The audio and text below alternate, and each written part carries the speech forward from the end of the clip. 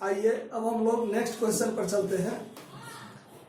ये भी आपका भूतकालीन समायोजन से संबंधित है, जिसमें आपका इसमें है क्या, आहरण पर ब्याज का लेखा छूट जाना। क्या छूट जाना? Interest on drawings. बात पर ध्यान दीजिए, इसमें क्या होता है कि आहरण पर ब्याज का लेखा छूटने का मतलब है कि आहरण पर ब्याज साझेदार ने फर्म को नहीं दिया। बात पर ध्यान दीजिए, थोड़ा दिमाग में ज्यादा लगाना पड़ेगा इसमें। आहरण पर ब्याज साझेदार फर्म को नहीं दिया। आहरण पर ब्याज साझेदार के लिए तो एक तरह से खर्चा है, खर्चा है ना, लेकिन साझेदार ने आहरण पर ब्याज नहीं दिया। तो अगर खर्चा नहीं किए तो फायदा हुआ, खर्चा हम नहीं किए तो हमको फायदा हुआ ना। मतलब हम फर्म को आहरण पर ब्याज 250 देते, हमने नहीं दिया, वो 250 हमारे लिए तो फायदे हुआ ना। वैसा फायदा जिसके बारे में चुपे चाप हो गया, कोई देखा बुझा नहीं, फायदा तो हुआ ना हमको। लेकिन यदि हम आहरण पर ब्याज लगाते तो भी फायदा होता। बात पर ध्यान दीजिए, फायदा दोनों कंडीशन में होता।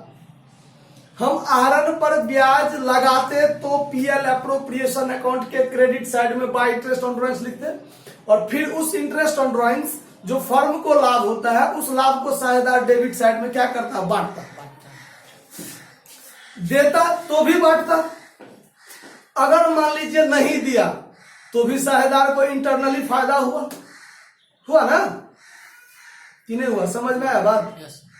आहरण पर ब्याज नहीं दिया तो भी फायदा हुआ, देता तो भी फायदा होता, लेकिन दोनों में अंतर हो जाता। क्या?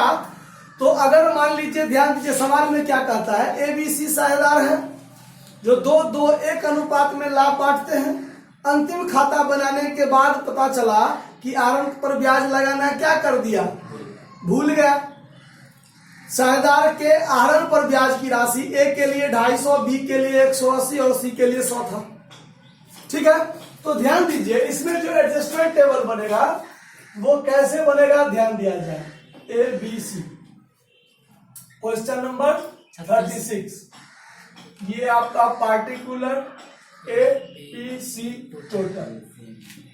देखिए, आहरण पर ब्याज सही में अगर हम लोग देते तो इंटरेस्ट ऑन ड्रॉइंग्स ए देता 250, बी 180 और सी 100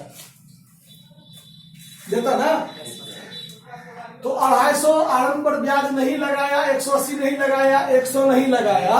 इसका मतलब यदि लगाता तो फर्म को कितना लाभ होता, 2 4 1 530 रुपया। फर्म को 530 रुपया लाभ होता कि नहीं होता? और लाभ होता तो उस लाभ को साझेदार आपस में बांटता। आहरण पर ब्याज नहीं दिया, इतना इतना इतना टोटल इतना 530 नहीं दिया, देता तो वो 530 तो फर्म को लाभ होता, और फर्म का लाभ कौन बांटता, साझेदार बांटता। तो चलिए अब हम लोग साझेदार के बीच बांटते हैं। इसी 530 रुपया को साझेदार क्या करता, मान लिया लेस लिखते हैं, प्रॉफिट ऑलरेडी नहीं करेंगे, डिवाइडेड करेंगे। Profit divided by partners. किस अनुपात में बांटता, लाभ बांटने का अनुपात क्या है, 2:1, 2:1। चलिए यहां से काट के यहां लिख दीजिए 530। इस 530 को जो बांटता तो 2/5, 530 गुने 2/5, 530 गुने 1/5। तो 5 से इसको काटेंगे तो 106, इसका हो जाएगा 212, इसका भी हो जाएगा 212, होगा। यानी 212 इसको, 212 इसको, बी को, और 106 सी को, यही होता ना। अब ध्यान दीजिए, यहां बात आपको ये समझना है कि कितना फायदा होना चाहिए, कितना हो गया गलती से, कितना होना चाहिए, कितना हो गया, उसी को ना। फायदा तो दोनों कंडीशन में है। आहरण पर ब्याज नहीं दिया तो एक को फायदा हो गया 250। अगर देता तो उसको फायदा कितना होता, 212 होता। तो गलती से इसको ज्यादा फायदा हो गया है ना, ये चीज ध्यान रखना है इसमें। गलती से 250 हो गया, क्योंकि आरंभ पर ब्याज नहीं दिया, उसको देना था, नहीं दिया, जिसके कारण 250 उसको इंटरनली फायदा हो गया। गलती से ज्यादा हो गया ना, और सही में उसको कितना फायदा होना था? 212 फायदा होना था। तो इसको जितना ज्यादा फायदा, 38 रुपया ज्यादा फायदा हो गया, तो इसमें से कम कर लेंगे कि नहीं कम कर लेंगे? आया बात समझ में? इसमें ध्यान दीजिए, उसने बी में आहरण पर ब्याज नहीं दिया, तो नहीं दिया, आहरण पर ब्याज नहीं दिया, तो उसको गलती से 180 फायदा हो चुका है, गलती से 180 फायदा, जबकि उसको सही में कितना फायदा होना चाहिए था? 212 फायदा होना चाहिए था।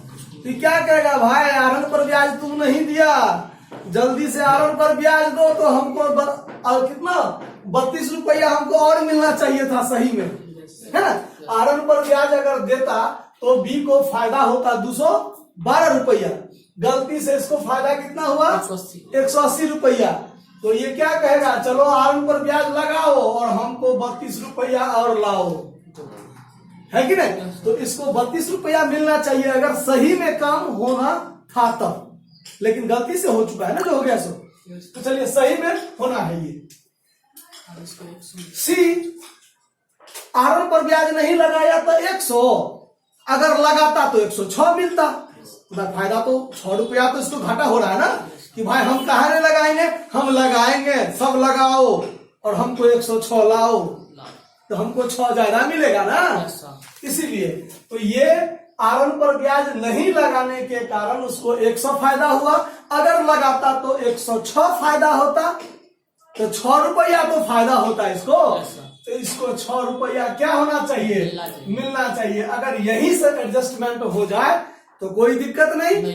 तो चलिए, ये हमारा इफेक्टेड अमाउंट है, इफेक्टेड अमाउंट है, तो इसके लिए एडजस्टमेंट एंट्री बनाना है, एडजस्टमेंट एंट्री बनाना है। तो क्या होगा, तो ए का पूंजी घटेगा, बी और सी का पूंजी बढ़ेगा, तो बढ़ाइए और घटाइए, तो as capital account D R, as capital account D R 38, to B's capital account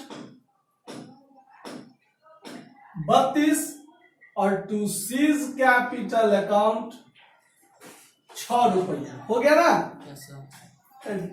ऐसा लिख देंगे, बीइंग